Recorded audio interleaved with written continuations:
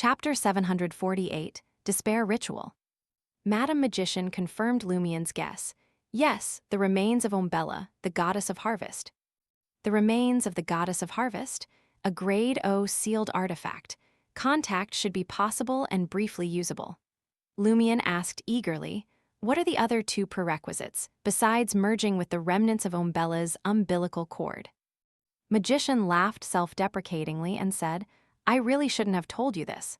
It spurred you to truly consider taking risks. Of course, as a high-ranking astromancer, I can't say I didn't foresee this. Telling you everything and letting you decide is my choice. The two prerequisites are, first, you must have been betrayed by a direct relative. Second, you must be female. This clearly disappointed Lumien. He felt he met the betrayal requirement, as his biological father had abandoned him and his mother, leading to his grandfather's bankruptcy. But why did he have to be a woman? Madam Magician seemed to guess his thoughts. You barely meet the betrayal criterion. As for being female, in the world of mysticism, there are ways to temporarily transform you into a woman, such as a special mystical item from the demoness pathway, which doesn't necessarily require a high sequence. That's true, Lumien thought of the lie earring. Although it couldn't change his gender, its ability to alter appearances or adjust height was equally magical.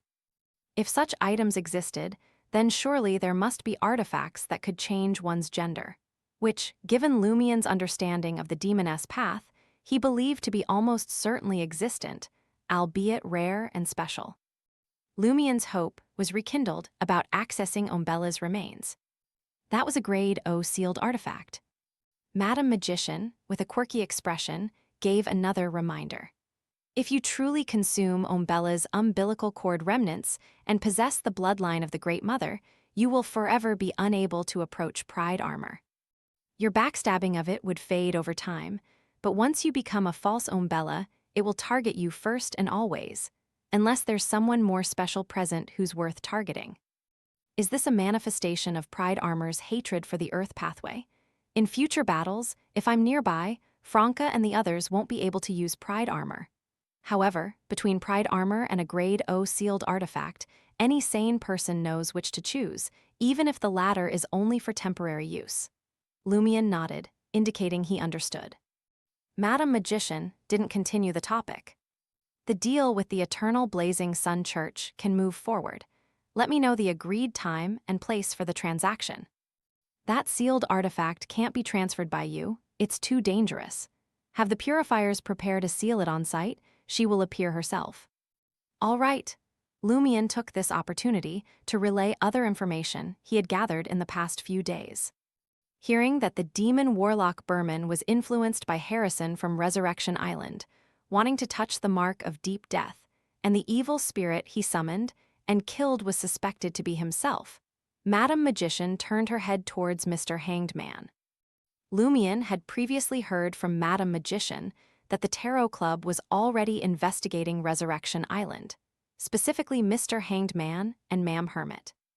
The one known as the Stormbringer among the major arcana cards thoughtfully said, "This is related to something I'm investigating.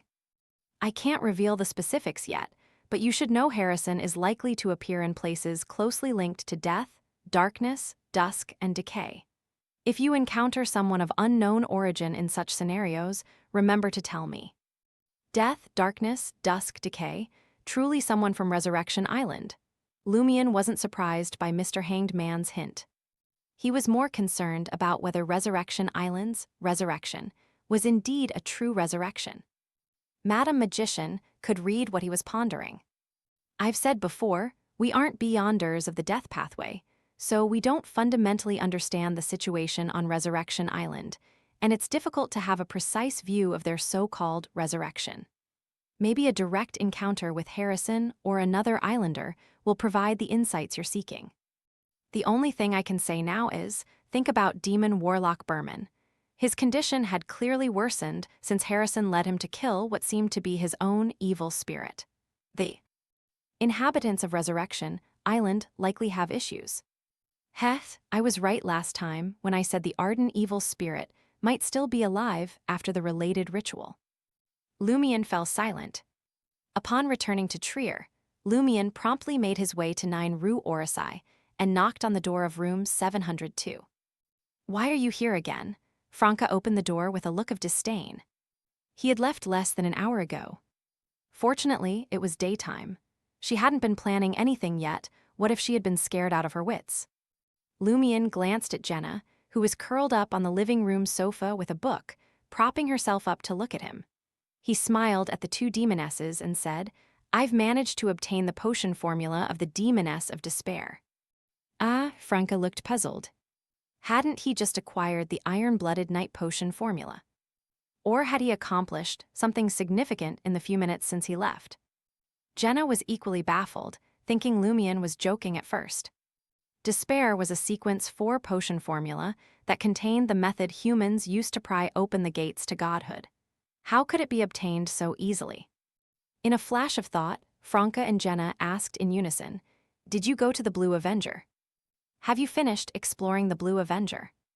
"Just a preliminary exploration," Lumion squeezed past Franca, smiling as he spoke. "You got the Demoness of Despair potion formula from just a preliminary exploration?" Jenna asked, somewhat incredulously. Lumion chuckled. "That's one of the Blood Emperor's legacies. A sequence 4 potion formula should be considered pretty normal among the treasures." "What else did you find?" Franca asked curiously after closing the door. Lumion casually took a seat on an armchair and recounted his adventure aboard the Blue Avenger, including his interactions with Madame Magician and Mr. Hanged Man from start to finish. "That corpse wax candle sounds rather sinister," Franca genuinely exclaimed. Jenna nodded in agreement, feeling like she had just heard a horror story. As a beyonder of the Demoness pathway, friend of a hunter, hearing that the candle was made from the corpse oils of an iron-blooded knight and a Demoness of Despair always made her inadvertently think of herself, Franca, and Lumion. Just as Jenna felt Franca had voiced her own thoughts, she heard her female companion eagerly propose, "Last time in 4th Epic Trier, I barely saw what that misty city looked like. You didn't describe it clearly enough. Can I use that candle to make a pact and see the misty city from inside or from the air? You guys be my guardians." "That candle burns very quickly. I only tried it once, and it used up a 5th of it," Lumion thought aloud. "Let's wait for a chance to visit Banzi Harbor or enter 4th Epic Trier, then you can try it. Besides, Madame Magician said that without the Blood Emperor's residual aura, a specific ritual is needed to assist, and no one knows yet what that ritual is like. Maybe once we're in Banzi or 4th Epic Trier, influenced by the environment, we won't need the ritual anymore." "That'll do," Franca relented. A corpse wax candle that could only be used 4 more times obviously needed to be reserved for the best occasions.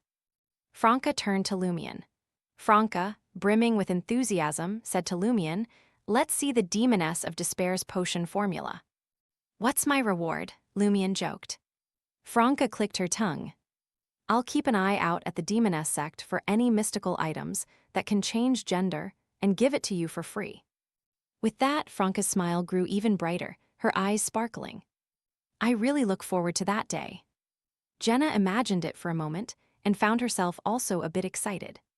Considering the potential consequences of debating over this topic, Lumion pretended to be at a loss for words and quickly took out a sheet of delicate human skin from his traveler's bag and laid it on the coffee table.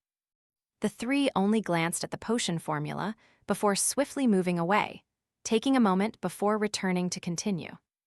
After a few repeats, the contents of the sequence 4 potion formula fully emerged in their minds. Name, Despair. Sequence, 4, main ingredients, Plague Mother Serpent's Venom Sac, Silver Hunter's Crystal. Supplementary ingredients, 10 milliliters of Plague Mother Serpent's Bile, 3 fragments of the Silver Hunter, a fresh branch of mistletoe, and 10 milliliters of blood from 7 victims who died from different plagues. Ritual, involve over 30,000 people in a severe plague. The more who die, the stronger the despair and suffering, the better the ritual effect. In a brief silence, Franca hissed, "Isn't this ritual too evil? I can't do such a thing." She felt that if she succumbed to the urge to advance, to become a demigod, and caused such a plague, she would truly fall and truly become a demoness. Jenna shook her head, her face full of fear. She couldn't imagine becoming that kind of person. She would rather stay forever at the Demoness of Affliction sequence. It's not just about being evil, it's obviously more difficult than the Iron-Blooded Knight's Ascension ritual, Lumion said from another angle. Using the capabilities of the Demoness of Affliction, along with auxiliary media and items, turning a contagion into a plague that swept through 30,000 people wasn't too challenging. However, in any city with such a large population, official organizations existed, and they would likely notice the outbreak soon after it began. That would lead to targeted interventions and possibly even identification of the disease's source, the Demoness of Affliction herself, leading to her elimination. If she avoided cities and spread the disease from one small town or village to another, it would take an exceedingly long time. The longer the process dragged on, the greater the chance of various mishaps that could cause the ritual to fail. For example, discovery by the official Beyonders, natural containment of the disease, or other unforeseen events. Compared to this, the southern continent might be more suitable for the Demoness of Affliction to advance. Yes, Franca said with a pained expression. Is there no way to bypass this ritual, or is there an equivalent, less evil ritual? Jenna racked her brain, but couldn't think of any shortcuts that didn't involve killing innocents. Lumion, with a carefree smile, said, "It's simple. After you reach Sequence 5, you could switch to Iron-Blooded Knight. If you care, or rather prefer to remain a demoness, you can then check whether the ritual of the Demoness of Unaging is evil. If it isn't, you could switch back." Franca and Jenna were stunned.